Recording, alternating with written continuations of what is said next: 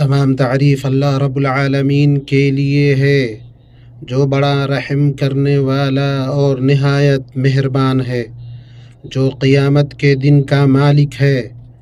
میں اس کی حمد و ثنا بیان کرتا ہوں اور اس کا شکر ادا کرتا ہوں، اور میں گواہی دیتا ہوں کہ ایک اللہ کے سوا کوئی معبود برحق نہیں، اس کا کوئی شریک نہیں۔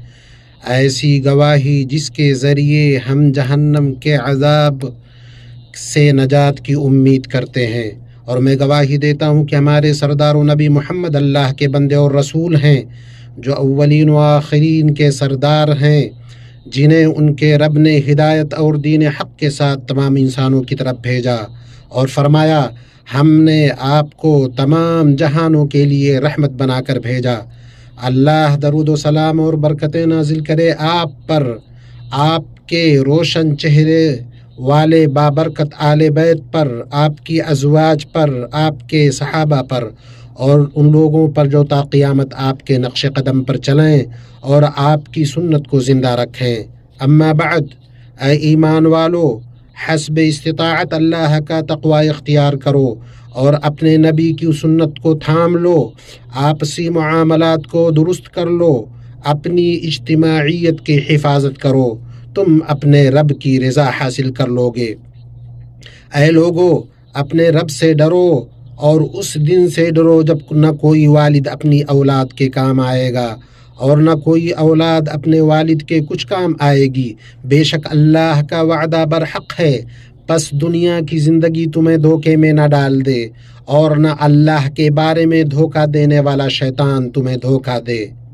امت مسلمہ، رسولوں کا کام اللہ کی طرف اس کی توحید اور تنہا اسی کی عبادت کی طرف بلانا ہے۔ اسی طرح رسالت کی تبلیغ اور شریعت کی وضاحت کرنا ہے۔ وہ خیر کی طرف بلانے والے، انسان کو راہ ہدایت دکھلانے والے، اللہ کی اطاعت کرنے والوں کو عظیم بدلے اور وافر انعام کی خوشخبری دینے والے، اور اس کی نافرمانی کرنے والوں کو شدید عذاب اور برے انجام سے ڈرانے والے بنا کر بھیجے گئے۔ جیسا کہ اللہ نے فرمایا، سبھی رسول خوشخبری دینے والے اور ڈرانے والے تھے، تاکہ لوگوں کے پاس رسولوں کے بعد اللہ کے سامنے کوئی عذر نہ رہے۔ ہمارے نبی محمد صلی اللہ علیہ وسلم خاتم الانبیاء اور اولاد آدم کے سردار ہیں۔ آپ نے پیغام پہنچا دیا، امانت ادا کر دی، امت کی خیر خواہی کی، اللہ کی راہ میں کما حقہ جہاد کیا، یہاں تک کہ آپ کو اپنے رب کے پاس سے موت آ گئی۔ آپ صلی اللہ علیہ وسلم دن رات خفیہ و علانیہ اپنی امت کو اللہ کی طرف بلاتے رہے، کوئی موقع نہیں چھوڑتے بلکہ اسے رسالت کی تبلیغ کے لیے غنیمت جانتے۔ آپ صلی اللہ علیہ وسلم مشرکین کے بازاروں اور ان کے جمگھٹے میں جا کر انہیں ان کے رب کی طرف بلاتے، ان کی ایذا رسانی اور بے ادبی، ان کے رکاوٹ ڈالنے اور اعراض برتنے پر صبر کرتے۔ جیسا کہ مسند احمد میں حضرت جابر رضی اللہ عنہ کی روایت ہے کہ نبی صلی اللہ علیہ وسلم 10 سال تک موسم حج میں منا، مجنہ اور عکاظ میں لوگوں کی رہائش میں جا جا کر کہتے رہے، کون مجھے پناہ دے گا اور میری مدد کرے گا تاکہ میں اپنے رب کا پیغام پہنچا سکوں اور اس کے بدلے اسے جنت ملے۔ لیکن نبی صلی اللہ علیہ وسلم کسی کو نہیں پاتے جو آپ کی مدد کرتا اور آپ کو پناہ دیتا۔ مومن حضرات و خواتین، رسول صلی اللہ علیہ وسلم کی امید انہیں رغبت دلاتی اور ان کی رحمت و شفقت انہیں ابھارتی کہ لوگ دنیا میں پاکیزہ زندگی گزاریں اور آخرت میں ہمیشہ کی نعمتوں سے سرفراز ہوں۔ آپ صلی اللہ علیہ وسلم کی شفقت اپنی امت کے تئیں ان کی اپنی جانوں سے زیادہ تھی، یہاں تک کہ وہ ان کے اعراض پر اس قدر غمگین اور افسردہ ہوتے تھے کہ لگتا کہ آپ ہلاک و تباہ ہو جائیں گے۔ اللہ نے اپنے نبی صلی اللہ علیہ وسلم کو ان پر شفقت و رحم کرتے ہوئے اس سے روکا اور فرمایا، شاید تم اپنی جان کو ہلاک کر لو گے اس غم میں کہ وہ ایمان نہیں لاتے، یعنی اے محمد شاید آپ ان کی ہدایت کی شدید خواہش رکھنے کی وجہ سے اپنی جان کو تباہ کر دیں۔ دوسری آیت میں فرمایا، آپ کو ان پر غم کھا کھا کر اپنی جان ہلاکت میں نہ ڈالنی چاہیے۔ بلکہ اللہ تعالیٰ نے ان پر آپ کے غم کو ایسے شخص سے تشبیہ دی جس سے اس کے دوست جدا ہو جائیں، وہ ان کے پیچھے پیچھے بھاگتا رہے کہ قریب ہو کہ ان کی جدائی پر افسوس و غم کرتے ہوئے ہلاک ہو جائے۔ اللہ نے فرمایا، پس اگر یہ لوگ اس قرآن پر ایمان لا لائیں تو کیا آپ ان کے پیچھے اسی رنج میں اپنی جان ہلاک کر ڈالیں گے؟ ساتھ ہی اللہ تعالیٰ نے آپ کو بتا دیا کہ ہدایت کی توفیق صرف اللہ کی طرف سے ہے۔ آپ جسے چاہیں ہدایت نہیں دے سکتے، بلکہ اللہ تعالیٰ ہی جسے چاہے ہدایت دیتا ہے۔ ہدایت والوں سے وہی خوب آگاہ ہے۔ اللہ تعالیٰ کے فرمان کافروں کو آپ کا ڈرانا یا نہ ڈرانا برابر ہے، یہ لوگ ایمان نہ لائیں گے۔ اس آیت کی تفسیر میں ابن عباس رضی اللہ عنہما نے فرمایا، جیسا کہ مسند احمد میں ہے، رسول اللہ صلی اللہ علیہ وسلم کی شدید خواہش تھی کہ آپ کی تمام لوگ ایمان لے آئیں اور ہدایت میں آپ کی پیروی کریں۔ چنانچہ اللہ نے آپ کو بتایا کہ صرف وہی شخص ایمان لائے گا جس کے لیے پہلے ہی اللہ کی طرف سے لوح محفوظ میں سعادت لکھ دی گئی، اور صرف وہی شخص گمراہ ہوگا جس کے لیے پہلے ہی اللہ کی طرف سے لوح محفوظ میں شقاوت لکھ دی گئی ہے۔ مومن بھائیوں، بہت سے لوگوں کی تعجب خیز باتوں میں سے یہ ہے کہ باوجود اس کے کہ آپ صلی اللہ علیہ وسلم ان کی ہدایت کے بڑے حریص تھے، مگر انہوں نے اس کے مقابلے میں اعراض اور بے رخی سے کام لیا۔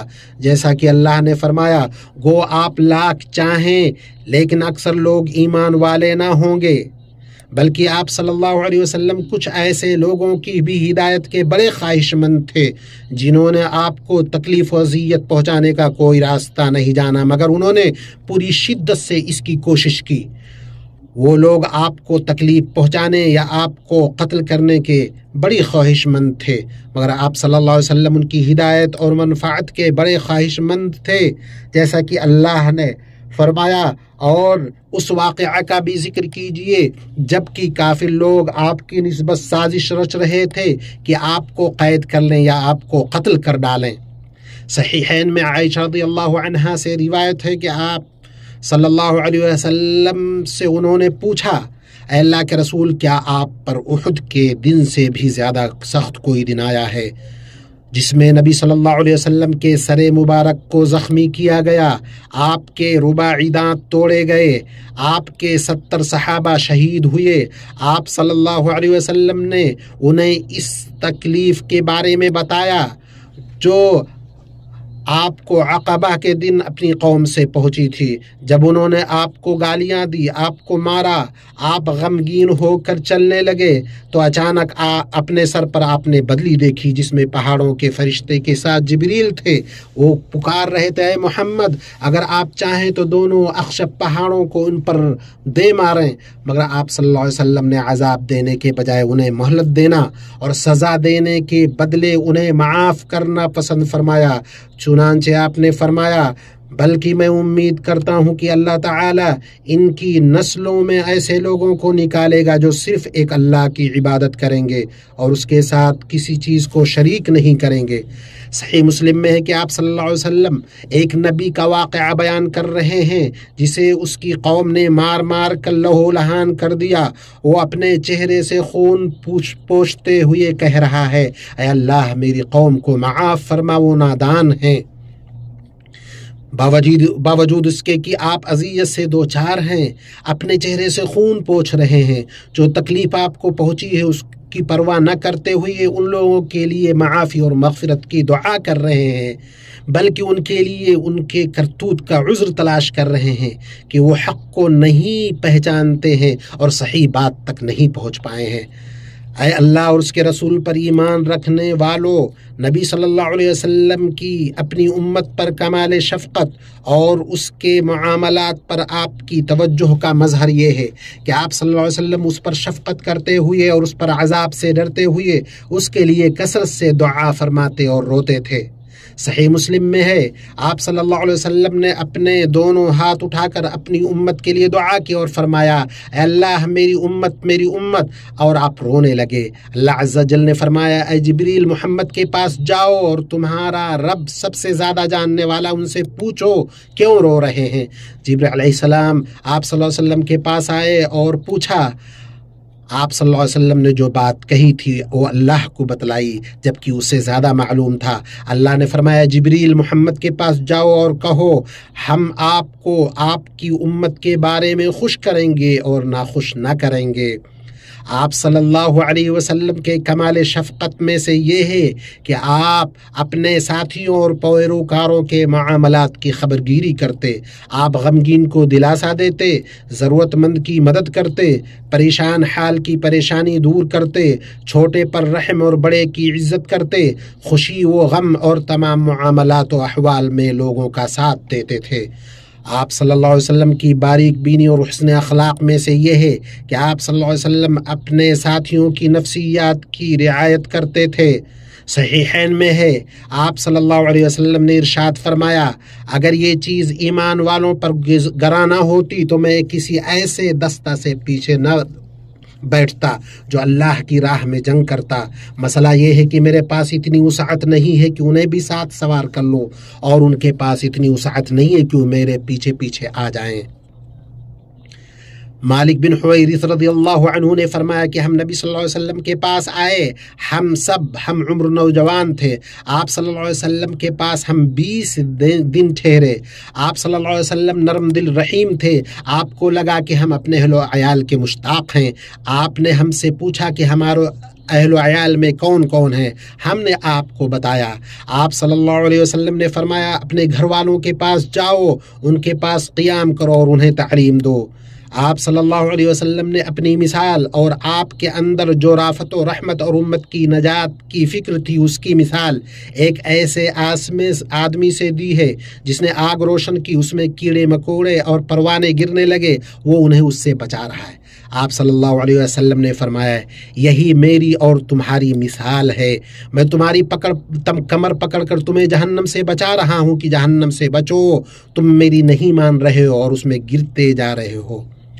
اللہ تعالیٰ کا فرمان ہے اے رسول جو کچھ بھی آپ کی طرف آپ کے رب کی جانب سے نازل کیا گیا پہنچا دیجئے۔ کوئی چیز نہیں ہے جو امت کو جنت سے قریب کرے اور جہنم سے دور کرے مگر اللہ کے نبی صلی اللہ علیہ وسلم نے اسے بیان کر دیا۔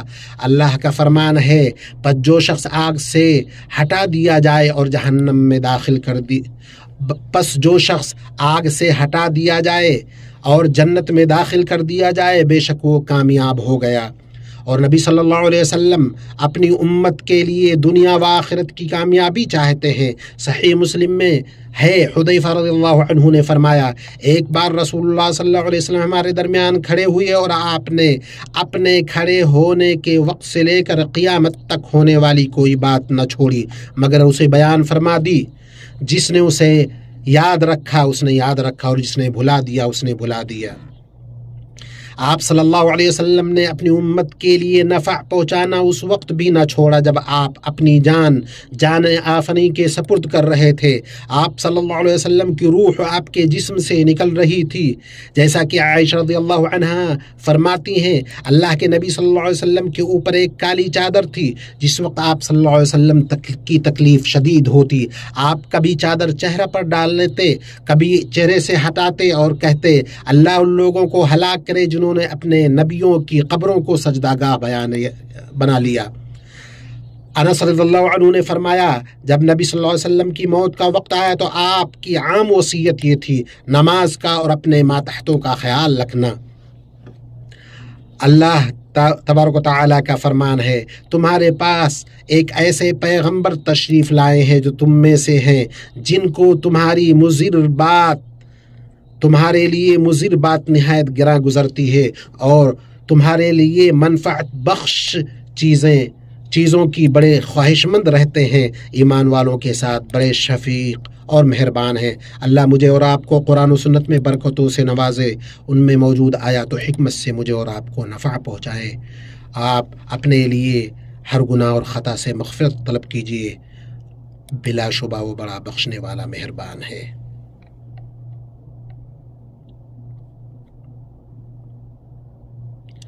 تمام تعریف اللہ کے لیے ہے، اس نے جنہیں چاہا کریمانہ اخلاق کی توفیق دی اور انہیں ان چیزوں کی ہدایت دی جن میں قیامت کے دن ان کی کامیابی ہے۔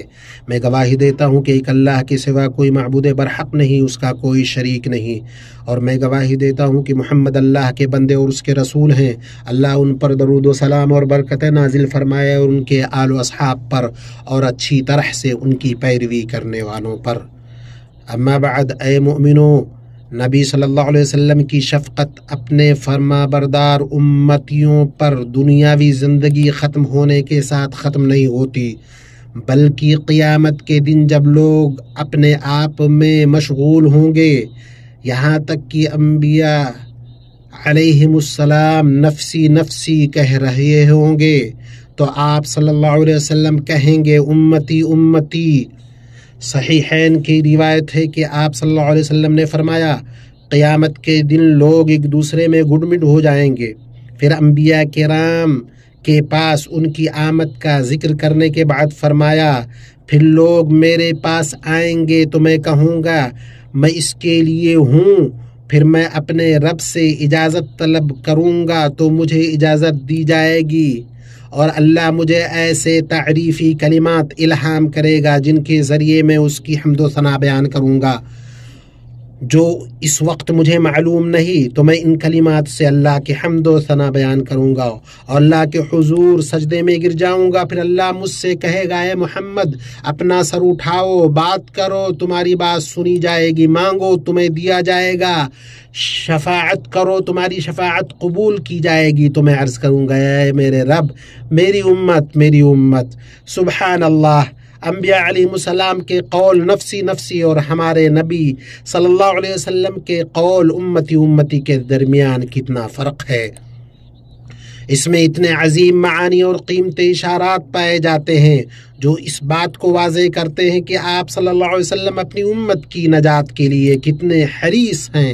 آپ قیامت کے دن کے میدان میں حاضر ہوں گے تاکہ اپنی امت کے لیے شفاعت کریں، چنانچہ کبھی آپ میزان کے پاس ہوں گے، کبھی پل صراط کے کنارے پر کھڑے ہوں گے اور اپنی امت کی سلامتی و نجات کے طلبگار ہوں گے۔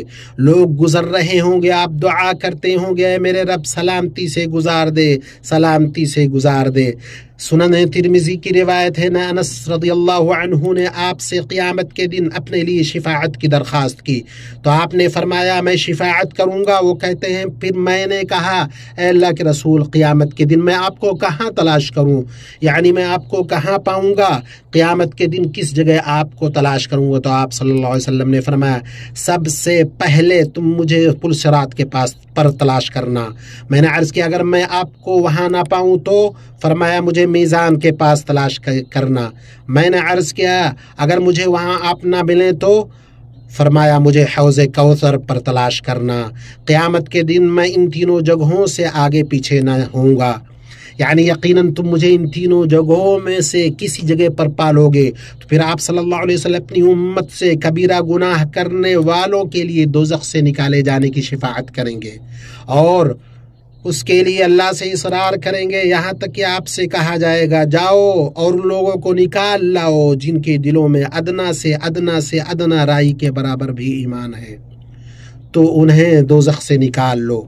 متفق علیہ، بخاری اور مسلم کی یہ روایت ہے۔ اللہ آپ پر درود و سلام اور برکتیں نازل فرمائے۔ آپ کتنے ہی کرم فرما نبی اور مؤمنوں پر نہایت شفیق و مہربان ہیں۔ اللہ آپ پر درود و سلام اور برکتیں نازل فرمائے۔ آپ کتنے ہی کرم فرما نبی اور مومنوں پر نہایت شفیق و مہربان ہیں۔ چنانچہ اے امت اسلامیہ، ہمیں چاہیے کہ ہم آپ کے حکم کی اطاعت کریں، آپ کے نقش قدم پر چلیں، آپ کی ملت و شریعت کا دفاع کریں اور ہمارے تئیں آپ کی شفقت کے بدلے ہم آپ کی سنت کا اتباع کریں۔ قیامت کے دن سب سے زیادہ خوش نصیب وہ ہوں گے جو سب سے زیادہ آپ کی پیروی کرنے والے، آپ کی سنت کو تھامنے والے ہوں گے، یہی لوگ آپ سے محبت و دوستی رکھنے والے ہیں۔ اللہ نے فرمایا کہہ دیجئے اگر تم اللہ تعالیٰ سے محبت رکھتے ہو تو میری تابعداری کرو، خود اللہ تعالیٰ تم سے محبت کرے گا اور تمہارے گناہ معاف فرما دے گا۔ اے مومنو، یاد رکھو اللہ عز و جل نے تم کو ایک پاکیزہ حکم دیا ہے جس کی ابتدا اپنی ذات پاک سے کی ہے، اور فرمایا اللہ تعالیٰ اور اس کے فرشتے اس نبی پر رحمت بھیجتے ہیں، ایمان والو تم ان پر درود بھیجو اور خوب سلام بھیجتے رہا کرو۔ اے اللہ درود و سلام نازل فرما محمد ان کی آل و اولاد پر، جیسا کہ تو نے درود نازل فرمایا ابراہیم پر، اور برکتیں نازل فرما محمد اور ان کی آل و اولاد پر، جیسا کہ تو نے ابراہیم پر برکتیں نازل فرمائی۔ یقیناً تو قابل حمد اور بزرگی والا ہے۔ اے اللہ تو راضی ہو جا خلفائے راشدین ابو بکر عمر عثمان اور علی سے، اور تمام صحابہ کرام اور تابعین سے، اور ان لوگوں سے جنہوں نے روز جزا تک اچھی طرح سے ان کی پیروی کی، اور ان کے ساتھ ہم سے بھی راضی ہو جا۔ اے اللہ اسلام اور مسلمانوں کو غلبہ عطا کر، دین کے قلعہ کی حفاظت کر، اس ملک اور مسلمانوں کے بقیہ ملکوں کو پرامن پرسکون اور خوشحال بنا۔ اے اللہ اے حی قیوم ہم تیری رحمت سے مدد طلب کرتے ہیں، ہمارے تمام معاملات کو درست فرما دے، پلک جھپکنے کے برابر بھی ہمیں ہمارے نفسوں کے حوالے نہ کر۔ اے اللہ اپنی رحمت سے ہر جا کے مسلمانوں کے حالات کو درست کر دے۔ اے اللہ جو کوئی بھی ہمارے ملک اور مسلمانوں کے ملکوں کے ساتھ برائی کا ارادہ کرے اسے خود اس کی ذات میں الجھا دے، اس کی چال کو اسی پر پلٹا دے، اور اس کی برائی کا پھندا اسی کے گلے میں ڈال دے۔ اے اللہ ہمارے حکمران خادم حرمین شریفین کو اس بات کی توفیق دے جسے تو پسند کرتا ہے، جس سے تو راضی ہو، انہیں نیکی اور تقوی کی ہدایت دے۔ اے اللہ ان کو، ان کے امانت دار ولی عہد اور تمام معاونین کو اس بات کی توفیق دے جس میں بندوں اور ملکوں کی بھلائی ہو۔ اے اللہ انہیں حرمین شریفین اور ان کے زائرین کی خدمت پر بہترین بدلہ عطا فرما۔ اے اللہ مسلمانوں کے تمام حکمرانوں کو اس بات کی توفیق دے جسے تو پسند کرتا ہے اور جس سے تو راضی ہو۔ اے اللہ مسلمانوں کے نوجوان بچوں اور بچیوں کی حفاظت فرما، ان سے ان کے قوم و ملت کو فائدہ پہنچا، ایمان کو ان کے نزدیک محبوب اور ان کے دلوں میں مزین کر دے، اور کفر و فسوق اور نافرمانی سے ان کو متنفر کر دے۔ اے اللہ ہمارے گناہوں کو بخش دے، ہمارے عیوب کی پردہ پوشی فرما دے، ہمارے امور کو آسان بنا دے، ہمیں ہماری امیدوں تک میں سے ان تک پہنچا جو تجھے راضی کر دے۔ اے ہمارے رب ہمیں دنیا اور آخرت میں بھلائی عطا فرما، اور ہمیں جہنم کے عذاب سے بچا لے۔ اے ہمارے رب ہم سے قبول فرما، تو سننے اور جاننے والا ہے۔ سبحان ربک رب العزة عما یصفون وسلام علی المرسلین والحمد للہ رب العالمین۔